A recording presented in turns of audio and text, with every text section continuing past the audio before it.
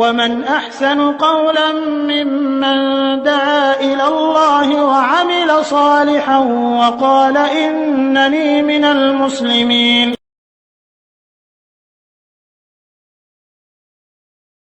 সালামু আলাইকুম রহমতুল্লাহ। একদিনই ভাই প্রশ্ন করেছেন যে মা তার সন্তানকে কতদিন পর্যন্ত দুধ পান করাতে পারে, বা এর একটা জিনিস বিধান জানতে চেয়েছেন সম্বন্ধে। তিনি ভাই, আল্লাহ তাআলা কোরআনে বলছেন, ওয়াল ওয়ালিদাতু ইরদি'না আওলাদাহুন্না হাওলাইনি কামিলাইন লিমান আরাদা আন ইউতিম্মা রাদা'a। আল্লাহ তাআলা বলছেন যে ওয়াল ওয়ালিদাতু ইরদি'না আওলাদাহুন্না হাওলাইনি কামিলাইন, 2 বছর মা তার শিশুকে 2 বছর দুধ পান করাবে।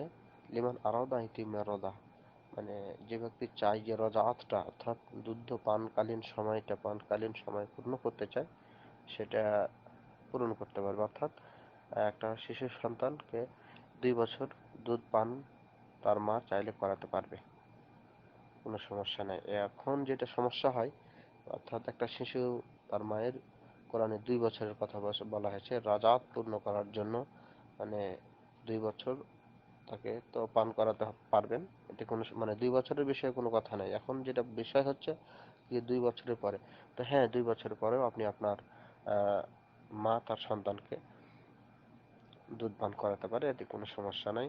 কারণ 2 বছরের পরে যেটা পান করবে সেটা খাদ্য হিসেবে পান করবে। সে বাচ্চার দুর্বলতা বা বাচ্চার সুস্থতা, আনুষঙ্গিক দিক দিয়ে সে পান করাতে পারে মা তার বাচ্চাকে দুধ। তবে কোরআনে 2 বছরের কথা রয়েছে রাজাত সাব্যস্ত হওয়ার জন্য। 2 বছর অর্থাৎ কোরআনে 2 বছরের কথা রয়েছে। তো 2 বছরের পরেও কেউ চাইলে বা সন্তানকে তার মা দুধ পান করাতে পারে 2 বছরের পরে, কোনো সমস্যা নেই এখানে। তো আশা করি উত্তর পেয়েছেন। ফাজাজাকুমুল্লাহু খায়র।